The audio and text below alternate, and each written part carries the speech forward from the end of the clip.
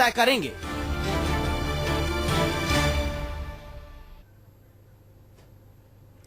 और चर्चा में मेरे साथ बातचीत के लिए जुड़ चुके हैं और जुड़ने वाले हैं कुछ लोग। श्रीकांत शर्मा राष्ट्रीय प्रवक्ता हैं भारतीय जनता पार्टी के। कांग्रेस के वरिष्ठ नेता अखिलेश प्रताप सिंह स्टूडियो में मेरे साथ।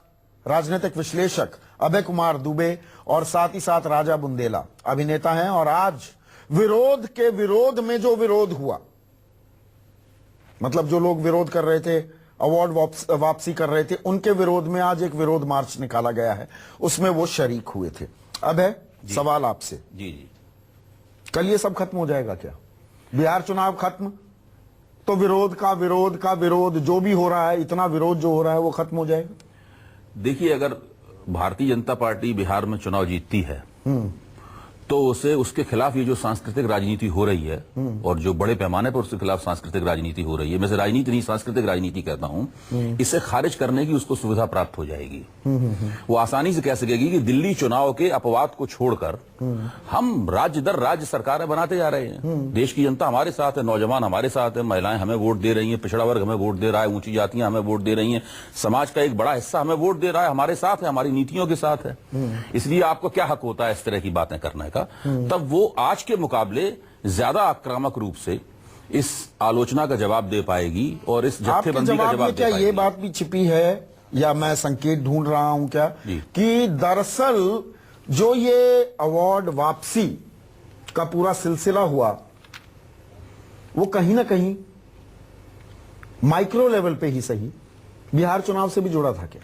नहीं, मैं ये नहीं मानता हूं। ये नहीं मानता हूं, क्योंकि जो लोग अवार्ड वापसी में शामिल हैं उसमें से कुछ एक लोगों को छोड़कर जो कि कुछ पार्टियों और सांस्कृतिक संगठनों से सक्रिय रूप से कार्यकर्ता के रूप में जुड़े हुए हैं, मैं उसमें नाम नहीं लेना चाहूंगा, पर उनमें से बहुतेरे लोग बनारस में मोदी के खिलाफ प्रचार करते दिखाई दिए थे। नहीं, आप इसका बहुत से लोग आम आदमी पार्टी के साथ जुड़े हुए थे। मतलब मेरा कहना यह है, मोदी विरोधी उनकी छवि थी। तो बिहार चुनाव के वक्त पर ही एक ये सिलसिला बन जाना। नहीं, आपकी बात सही है। मैं ये कह रहा हूं कि कुछ लोग इस तरह से राजनीतिक गतिविधियों के साथ जुड़े हुए देखे जा सकते हैं, लेकिन बड़े पैमाने पर आप देखिए कि इतनी भाषाओं के लोग जो दरअसल एक दूसरे को व्यक्तिगत रूप से जानते भी नहीं है, उन्होंने यानी कि पहली बार मिले यहां पर दिल्ली में आकर जब उनका जमावड़ा हुआ है, उन्होंने इस तरह का निर्णय लिया, तो ये अपने आप एक अनूठी घटना है और एक दूसरी तरह की प्रक्रिया और दूसरी तरह की गतिविधि की तरफ इशारा करती है।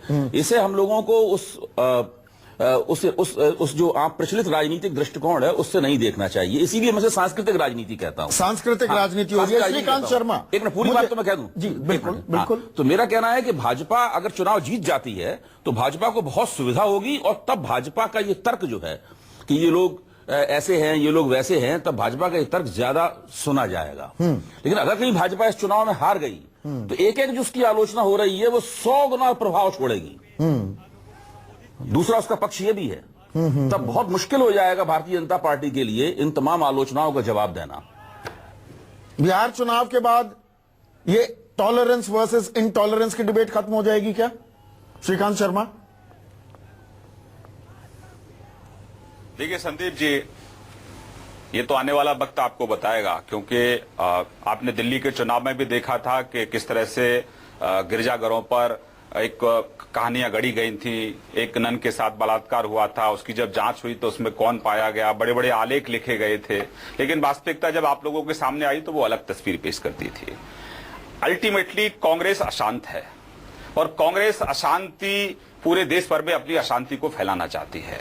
और कांग्रेस क्योंकि पॉलिटिकल लड़ाई नरेंद्र भाई मोदी जी से, भाजपा से, वर्तमान सरकार से लड़ नहीं सकती है, इसलिए कुछ लोगों को चुना जिनके कंधे पर रखकर बंदूक और फिर पूरे देश भर का वातावरण दूषित किया जाए और दुनिया में भारत की छवि खराब। ये सिलसिला कांग्रेस प्रायोजित है क्या? आप ये कह रहे हैं? कांग्रेस प्रायोजित ये सब जहरीला कैंपेन है। इसका एक छोटा सा सबूत मैं आपके माध्यम से आपके चैनल पर बताना चाहता हूं। ये कोई बीजेपी का अखबार नहीं है, ये जनसत्ता अखबार है और इसमें वो नामचीन लोग हैं जो अपील कर रहे हैं कि भाजपा के खिलाफ वोट डालने की अपील कर रहे हैं। ये नामचीन लोग हैं जो अभी आपने पिछले 15 दिन 20 दिन में देखा है, जो साहित्यकारों के नाम से जाने जाते हैं। ये वो सब लोग हैं जो अपील कर रहे हैं कि भाजपा को वोट नहीं देने के नाम। आप अगर कागज दिखा रहे हैं श्रीकांत शर्मा, आप मुझे कागज दिखा रहे हैं तो मैं आपको याद दिलाना चाहूंगा अक्टूबर के महीने में और नवंबर में भी ये सिलसिला जारी रहा। राष्ट्रपति ने, महामहिम राष्ट्रपति 3 दफा महामाया की दुहाई देते हैं कि महामाया असुरों, जो डिविसिव फोर्सेस हैं, उनका वध कर देंगी, उनको खत्म कर देंगी। वो कहते हैं our country, quote unquote, and I quote, our country has thrived due to its power of assimilation and tolerance, our pluralistic character has stood the test of time, unquote. प्रधानमंत्री जो राष्ट्रपति हैं वो गलत बयानी कर रहे थे क्या? वो गलत चिंता जाहिर कर रहे थे क्या? बिल्कुल नहीं।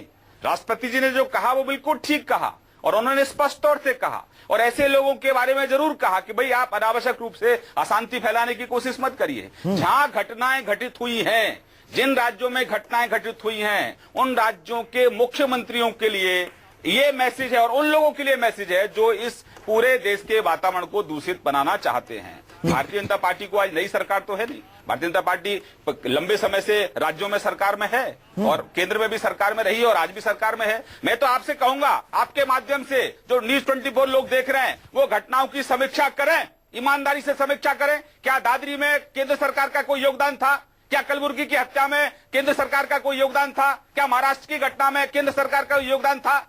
तो ये जो साहित्यकार, ये जो फिल्मकार, शर्मा, कांग्रेस के पलटकर अगर मैं कहूं कि शाहरुख खान एक बयान देते हैं, वो भी चिंता जाहिर करते हैं। राष्ट्रपति की बात तो आप इंटरनलाइज कर लेते हैं। शाहरुख खान कहते हैं तो मैं सिलसिला शुरू करूं, कहां कहां से क्या क्या बयान आए। योगी आदित्यनाथ उन्हें हाफिज सईद करार दे देते हैं, आपके महासचिव कैलाश विजयवर्गीय उन्हें पाकिस्तान जाने की नसीहत देने लगते हैं। साध्वी प्राची न जाने कहां से आई है, मैं तो जानता ही नहीं वो है कौन, लेकिन भगवा पहनकर घूमने लगती हैं और सबको पाकिस्तान भेजने की धमकी देने लगती हैं। इन लोगों का मुंह बंद क्यों नहीं कराते? मुझे मौका दें बोलने का, मैं बताऊं, जवाब दूं आपको। ये एक सेकेंड संदीप जी, ये घटनाओं की तारीख बताइए, कौन सी घटनाओं की तारीख है? ये उत्तर प्रदेश की जो घटना है, ये जो कुलवर्गी की जो हत्या, मैं भी शाहरुख खान से मुतालिक सवाल घटनाओं पर ईमानदारी से समीक्षा हो। नहीं, आपने ठीक कहा, आपका सवाल एकदम वाजिब सवाल है, इसमें कहीं कोई दो मत नहीं है, लेकिन घटनाओं की ईमानदारी से समीक्षा हो और जो लोग व्यक्ति जिम्मेदार हैं। एक बात समझिए, देखिए मैं आपके ओपिनियन को रिस्पेक्ट करता हूं। प्रधानमंत्री कहते हैं, राष्ट्रपति के कहने के बाद प्रधानमंत्री, एक मिनट सुनिए, तो सुनिए अखिलेश बाबू, सुनिए, मैं आपके पास भी आ रहा हूं। आपकी भी थोड़ी पोल खोलनी है इस मामले में। पहले श्रीकांत से निपट लूं सर।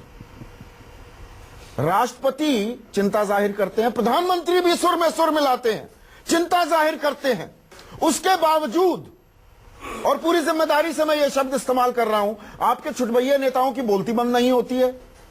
चटर पटर वो बोलते रहते हैं, जहर उगलते रहते हैं। ये गुड कॉप बैड कॉप तो नहीं हो रहा, ये एक रणनीति के तहत तो नहीं हो रहा। ये एक आदमी सवाल पूछेगा ना सर।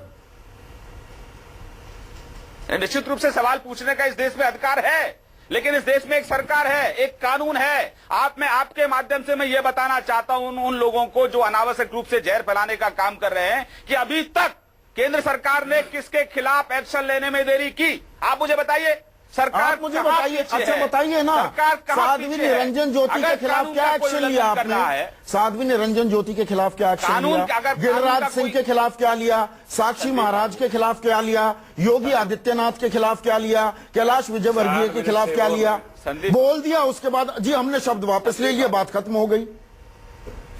संदीप बाबू, ये देश कानून से चलता है, ये देश संविधान से चलता है। अगर कहीं कोई कानून का उल्लंघन कर रहा है, उसके खिलाफ कहीं कोई कोताही बरती गई, कहीं उसको कहीं रोका गया, सांप्रदायिक सौहार्द नहीं बिगाड़ रहे हैं क्या? एक उदाहरण हमारे विरोधी नहीं दे सकते। ये देखिए, मैं उनको और तवज्जो नहीं देना चाहता इन लोगों को। जिस तरह के जहर बुझे बयान वो देते हैं, वो सांप्रदायिक सौहार्द नहीं बिगाड़ रहे हैं क्या श्रीकांत भाई? देखिए, बिल्कुल आपका जो सवाल है वो वाजिब है और हमने प्रयास किया है कि भाई आप इस तरह की बयानबाजी मत करिए। हाँ, लगातार इस तरह का प्रयास हुआ है, लगातार और आगे भी ये प्रयास रहेगा, लेकिन सरकार के काम में, कानून में कहीं कोई अड़चन पैदा नहीं करेगा ये। लेकिन वातावरण भाजपा के और नरेंद्र भाई मोदी के खिलाफ एक दुष्प्रचार है, क्योंकि कांग्रेस असहिष्णु है नरेंद्र मोदी को लेकर। और मैं आपको याद दिलाता हूं, सोनिया गांधी ने कहा था, सोनिया गांधी असहिष्णु है, उन्होंने कहा मौत का सौदागर, मैन ईटर, क्या क्या श्रीकांत बाबू, अब नहीं मैं देते प्रधानमंत्री को? श्रीकांत भाई अखिलेश बाबू से सवाल पूछ लेता हूं। अखिलेश बाबू, सवाल वही है, कल से जी टॉलरेंस वर्सेस इनटॉलरेंस की डिबेट खत्म हो जाएगी क्या? क्योंकि बिहार के नतीजे आ जाएंगे। और इसमें एक पूंछ जोड़ देता हूं इस सवाल में आपके लिए। जो बात श्रीकांत शर्मा आरोप लगा रहे हैं, बहुत गंभीर आरोप है। ये पूरा सिलसिला जो हो रहा है ना, विरोध का विरोध जो चल रहा है, ये दरअसल कांग्रेस प्रायोजित है।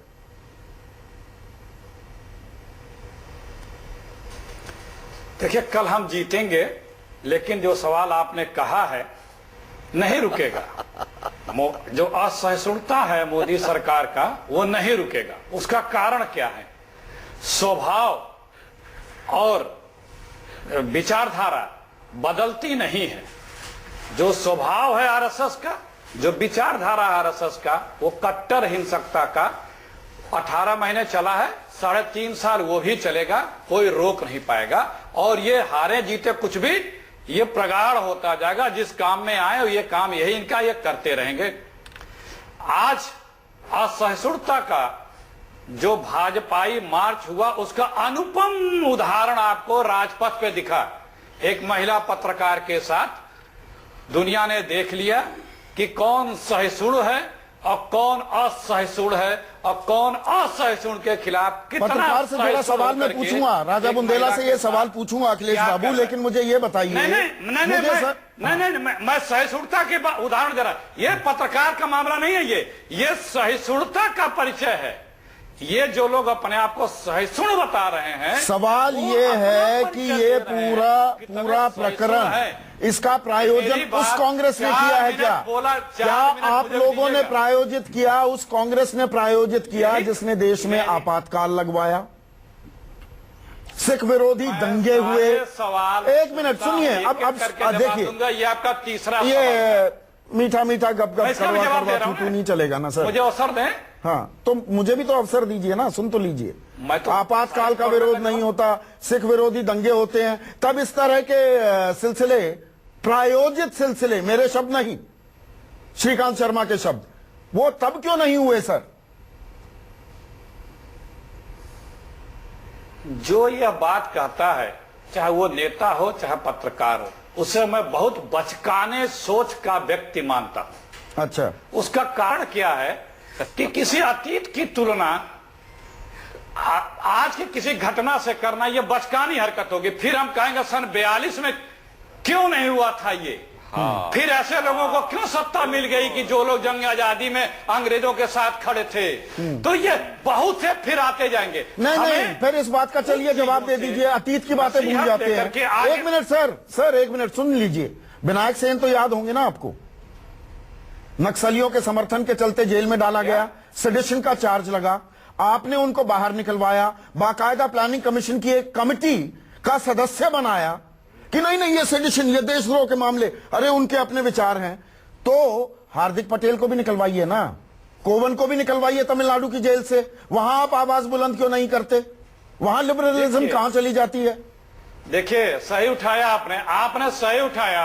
हाँ। हार्दिक पटेल देशद्रोही है, तो सही उठा। कोई अपनी जिस गुजरात का उदाहरण देते, तो आप आवाज बुलंद क्यों नहीं करते वहां पर? गुजरात मॉडल का।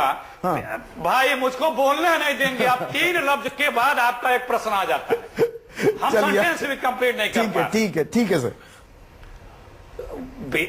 कश्मीर के बाद सबसे ज्यादा अशांत गुजरात है आज। वहां पे मोबाइल बैन हो रहे हैं, ट्विटर बैन हो रहे हैं, नेट बैन हो रहे हैं, कर्फ्यू लग रहा, दंगे हो रहे हैं। उसका जिक्र नहीं हो रहा है गुजरात मॉडल का।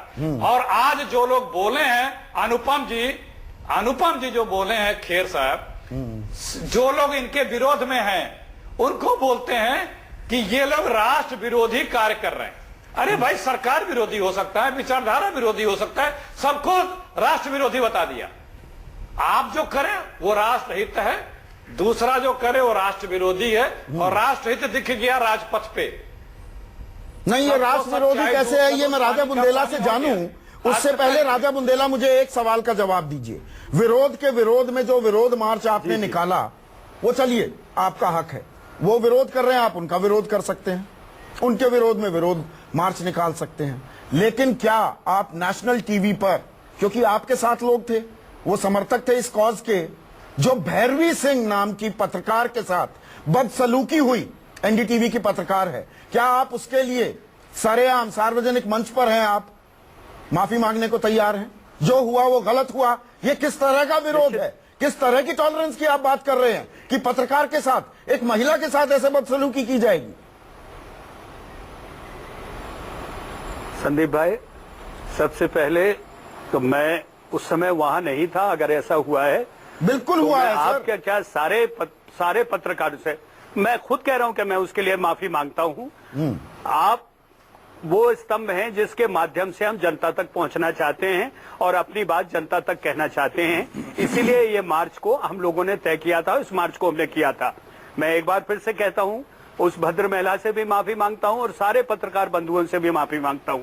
अब मुझे नॉन स्टॉप एक और विचारधारा बोलने दीजिए जिसपे अभी अखिलेश प्रताप सिंह जी इतनी देर बोले हैं, मैंने एक लफ्ज नहीं बोला। जी संदीप भाई, इसको एक दूसरे नजर से भी देखिए। इस आंदोलन को एक नेहरू जी ने एक पूरी व्यवस्था को अपने तरीके से गढ़ा था। उसमें आईएएस ऑफिसर था, उसमें पीसीएस था, उसमें राजनीतिक विचारधारा थी, उसमें उद्योगपति थे।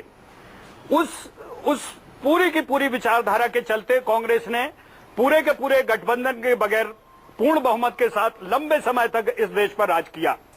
फिर जब वो धीमे धीमे तिलिस्म खत्म हुआ तो गठबंधन की राजनीति के साथ राज किया। आज परिस्थिति ये है कि वो 40 सीट पर सिमट के रह गए हैं और किसी भी बड़े प्रदेश में उनकी कोई सरकार नहीं है। वो तिलिस्म अब खत्म हो रहा है। अब लोग पूछ रहे हैं सुभाष चंद्र बोस क्यों गायब हुए थे, उनको गायब कराने में किसका हाथ था।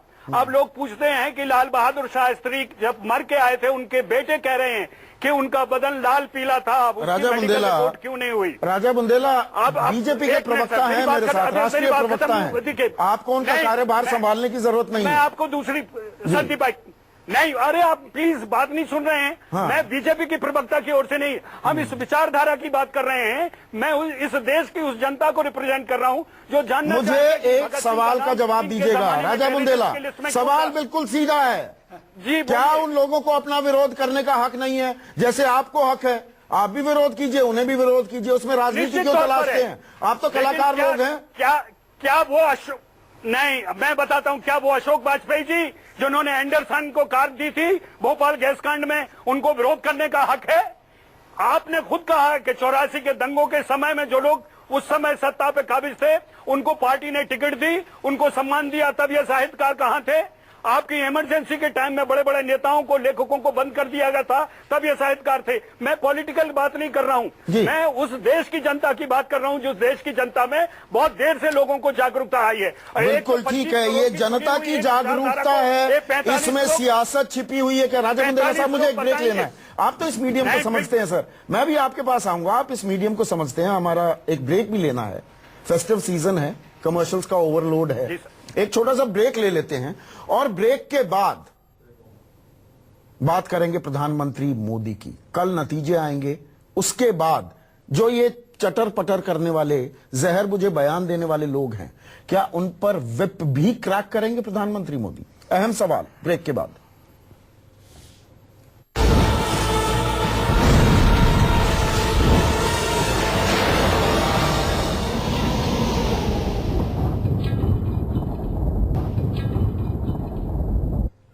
पिछले कुछ दिनों से देश में एक मुद्दा बहुत हावी है, वो है इंटॉलरेंस। उसका विरोध हो रहा है, विरोध के विरोध में विरोध मार्च निकाला जा रहा है।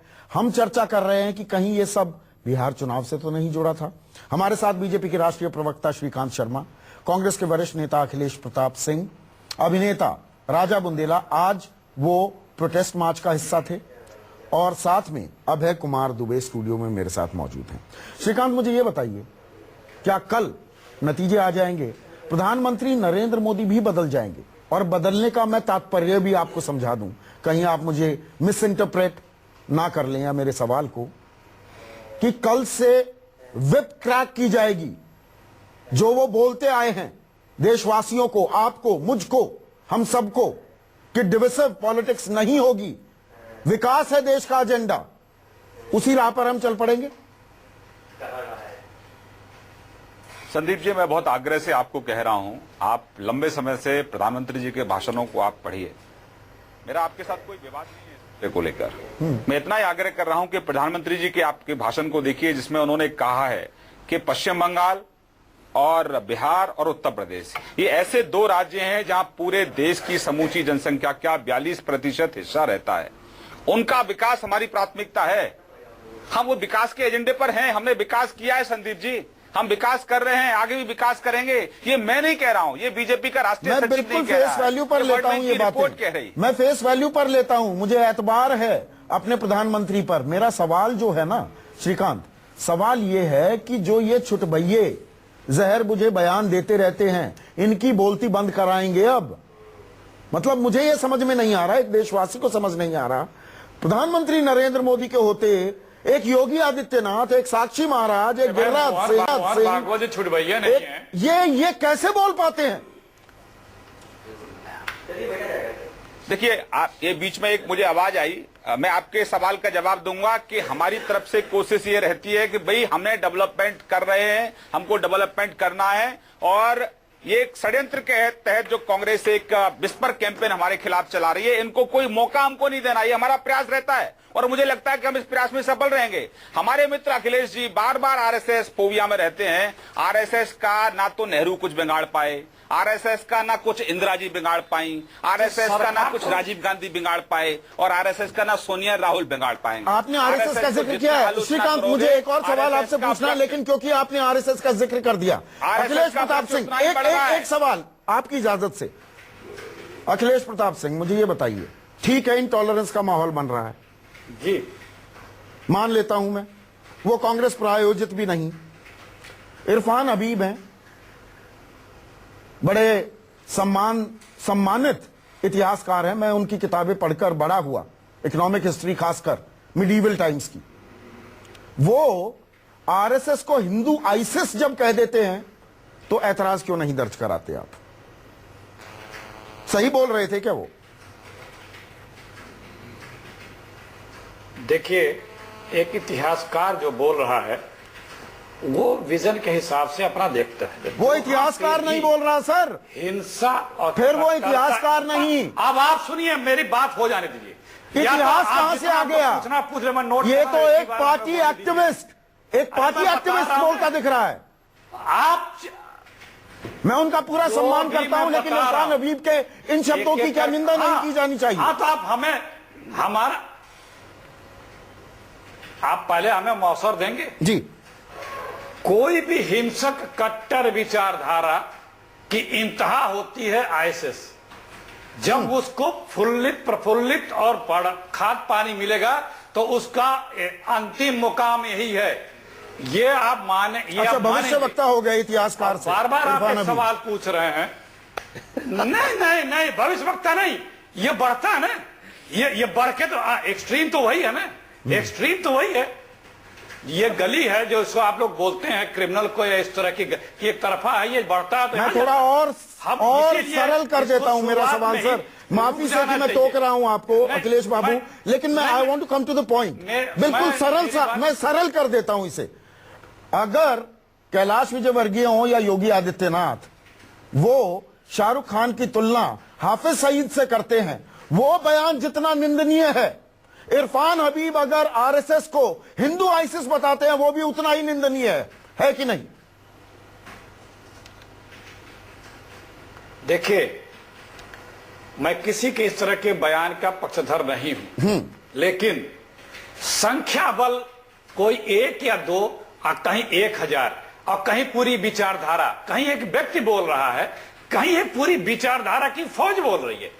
बार बार आप पूछ रहे हैं, आपने पूछा है, आप दिवा स्वप्न देख रहे हैं चौधरी साहब कि कल के बाद रुक जाएगा। कहीं नहीं रुकेगा ये, और कोई विकास का एजेंडा नहीं है। कांग्रेस नहीं रुकने देगी। दोहरा चेहरा लगा के चलती है बीजेपी। नहीं, और वो श्रीकांत, अब सवाल आपसे भी, विकास रुकने नहीं देगी। हमको आप रुकने नहीं देंगे। 1 मिनट और मुझे बोलने दीजिए। हाँ बोलिए, 1 मिनट और आधा मिनट और बोलने दीजिए जी। बिल्कुल सर, प्लीज। बिल्कुल सर। अभी हमारे बुंदेला जी ने इतनी देर से आप ही बोल रहे हैं, विचारधारा का जिक्र किया। आप ही बोल। मैं जी, अब आप राजा देखिए इसमें वक्त जाया हो जाएगा। बोलने दीजिए अखिलेश बाबू को, आधा मिनट मांगा है उन्होंने। जब अखिलेश तक बाबू भारत गणराज्य का जिक्र होगा, जब तक भारत गणराज्य का जिक्र होगा, जब तक डेमोक्रेसी का जिक्र होगी दुनिया में, गांधी नेहरू की विचारधारा तब तक जिंदा रहेगी और तब तक ये भी पढ़ा जाएगा, जाना जाएगा कि इस जंग आजादी में कांग्रेस के नेतृत्व में हिंदुस्तान लड़ा था और अंग्रेजों के पिछलग्गू बन के आरएसएस जंग आजादी का विरोध कर रही थी।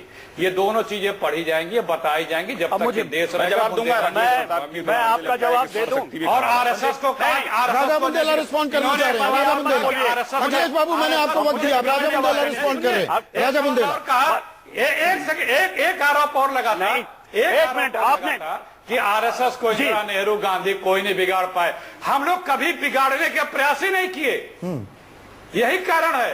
ठीक है, मैं आपकी बात सुनिए। राजा बुंदेला, अब राजा बुंदेला स्क्रीन पर राजा बुंदेला को लाइए।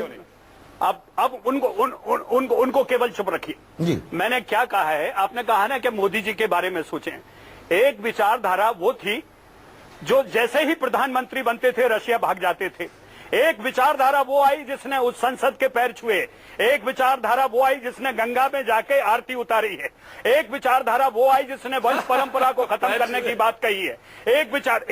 अरे देखिए, आप हंस रहे हैं अखिलेश जी, आपने आरएसएस को आम आदमी पार्टी के टाइम भी कहते हैं। आप हंसी की बात कर रहे हैं। जरा सा सुन लें, इतिहास पूछेगा आपसे कि लाल बहादुर शास्त्री को किसने मारा, सुभाष चंद्र कहाँ गए थे, नहीं आप विषयांतर हो रहे हैं, क्यों ट्रेटर कहा, विषयांतर हो रहे हैं। राजा बुंदेला, राजा बुंदेला मेरे इस सवाल का जवाब दीजिए। राजा बुंदेला विषयांतर हो रहे हैं। आप कह रहे हैं इंटॉलरेंस का माहौल बन रहा है। एक मिनट सुनिए कि इंटॉलरेंस का माहौल बहुत सालों से देश में एक खास विचारधारा ने बनाया। राजा बुंदेला सुनिए तो, एक मिनट सुनिए राजा बुंदेला, किसने दिया, सुनिए प्रोत्साहन किसने दिया, किसने उसको बढ़ावा दिया है। अच्छा ठीक है, आज की 2015 की बात कर लें। राजा बुंदेला सुनिए। अरे लेकिन इसको क्यों भूलेंगे।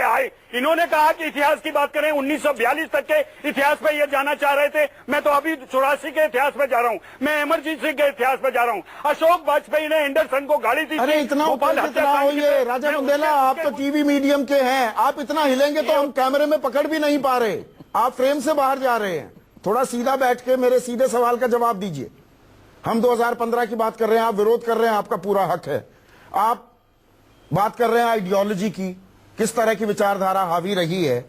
आपसे मैं ये पूछूं, और आप पढ़े लिखे इंसान हैं राजा बुंदेला, कर्नाटक में जयंती आने वाली है टीपू सुल्तान की। संघ सीधा विरोध कर रहा है कि टीपू सुल्तान हिंदू विरोधी था, 50,000 हिंदुओं को मुस्लिम धर्म में कन्वर्ट करा दिया। राजस्थान में खबर यह है, जहां पर अकबर की जगह महाराणा प्रताप पढ़ाने की बात हुई, वो विवाद पुराना हो गया। ताजा विवाद ये है, और आप जानते होंगे उनके नाम, इस्मत चुगतई हो या सफदर हाशमी, उनकी लिखी लघु कथाएं पाठ्यक्रम से बाहर निकाल दी जाएंगी। ये कौन सी टॉलरेंस है? इसका विरोध भी करेंगे क्या? निश्चित तौर पर जो गलत है उसका विरोध होना चाहिए, कौन मना करता है। तो संघ अगर टीपू सुल्तान को हिंदू विरोधी बताता है तो गलत कह रहा है, वो इंटॉलरेंट हो रहा है, ये कहेंगे आप? मैंने आपसे कहा ना, जो गलत है उसका विरोध होना चाहिए। उनकी सोच से अगर वो गलत है तो वो उसका विरोध करेंगे, हमारी सोच से अगर वो ये गलत होगा तो हम इसका विरोध करेंगे। लेकिन आपने जो बात मोदी जी के बारे में कही थी, मैं फिर आपको बता देना चाहता हूं, इस देश की 125 करोड़ आबादी ने मोदी जी को चुन के भेजा है, किसी व्यक्ति विशेष ने मोदी को नहीं चुना है। इसी कांग्रेस पार्टी को 40% डाके 125 करोड़ देश का भला किया था। दूसरा, नहीं, एक मुसलमानों की ये जो खैरख्वाह बनते थे, 67 साल से इन्होंने माइनॉरिटी का खैरख्वाह बने। क्या हुआ उस माइनॉरिटी का? अब केवल अब आरक्षण पर ही उसको जिंदा रखना चाहते हैं। हमने दिया है गुजरात में, आप उठा के देख लीजिए गुजरात में मुसलमान कितना संपन्न है और कितना खुशहाल है। आप बीजेपी वाले की तरह बोलने लगे ना, तो आप मुझे आपकी बात यहीं पर रुकवानी पड़ेगी। आप बीजेपी वाले की तरह बोलने लगे, आप कहने लगे हमने दिलवाई, यानी कि मानो आप बीजेपी के पदाधिकारी हैं। यहाँ पर अभय कुमार दुबे देख जो लाजो पिक्चर, और श्रीकांत आपकी तवज्जो चाहूंगा। एक मिनट अखिलेश बाबू, अब वाइंड अप कर रहे हैं तो मैं आपके कॉमेंट चाहूंगा ताकि किसी मकाम तक पहुंचे, अंजाम तक पहुंचे। ये देश के लिए एक बहुत बड़ी दुविधा की घड़ी है। हम इंटॉलरेंट हो रहे हैं क्या? भारत जैसा देश, आप अखिलेश बाबू, श्रीकांत शर्मा, अभय कुमार दुबे, क्या हम इंटॉलरेंट लोग हैं? लेकिन वो छवि ऐसी जा रही है, संदेश ऐसा जा रहा है, हमें चिंता करनी चाहिए। हम जिम्मेदार नागरिक हैं। वैसी डिबेट होती दिख रही है संदीप या तुम्हारी कमीज गंदी और नहीं आपकी कमीज गंदी, वो वाला काम चल रहा है? देखिए, राजा बुंदेला साहब ये कह रहे थे कि नेहरू की वजह से कुछ खास तरह की विचारधारा के उनको लोगों छोड़ का- दीजिए, मैं ये कह रहा मैं हूं उनकी बात का हवाला दे रहा हूं केवल। कला, साहित्य, संस्कृति और विमर्श की दुनिया पर कुछ खास तरह के लोगों का कब्जा हो गया, एक खास तरह का रुझान इस पर हम चर्चा क्यों नहीं कर लेते? इस तरह का रुझान हावी हो गया। अगर भारतीय जनता ये पार्टी एथलेटिक्स और में उसकी क्यों घुसे? अगर भारतीय जनता पार्टी और उसकी सरकार उस रुझान को खत्म करके एक दूसरे किस्म का या उसका विपरीत रुझान लाना चाहती है, तो उसका तरीका ये नहीं है जो उन्होंने अपनाया है। हाँ, कला, साहित्य और संस्कृति के लिए दुबे बहुत जी, आप ही बिल्कुल गलत समझ रहे हैं। बहुत निवेदन है। मैं बहुत एक देर से मिनट आपकी अबे को बात सुन रखिए रहा हूं। सिर्फ स्क्रीन पर। केवल जी 2 मिनट दी, 1 मिनट दीजिए कि प्लीज।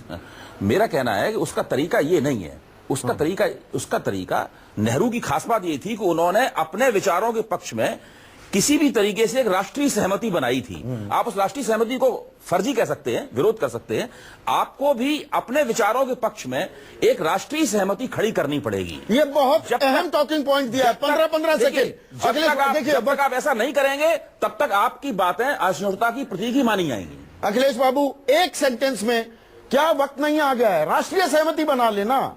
ये झगड़ा, ये झंझट, छवि हमारी खराब हो रही है, हम सब भारतीयों की खराब हो रही है।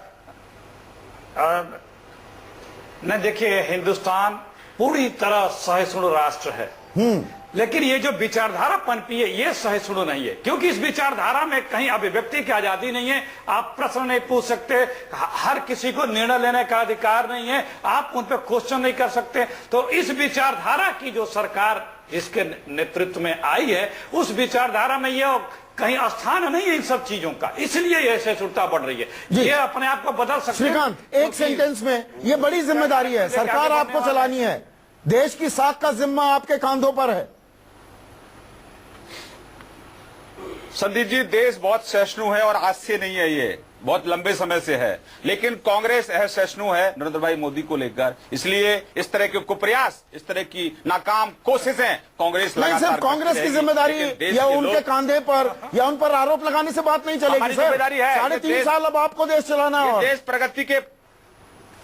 ये देश प्रगति के पथ पर चल पड़ा है संदीप बाबू, इसको कोई रोक नहीं सकता, किसी में ताकत नहीं है। अंग्रेज नहीं बदल पाए, मुगल नहीं बदल पाए, कांग्रेस की तो ताकत ही क्या है कि इस देश की गति को रोक दे।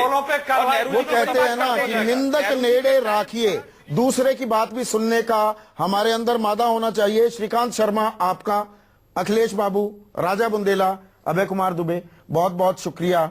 एक दूसरे की बात सुन सकें, बहस कर सकें, शास्त्रार्थ हमारी बहुत पुरानी परंपरा है, उसी राह पर चलें, देश के लिए बेहतर होगा। आज बस इतना ही, नमस्कार।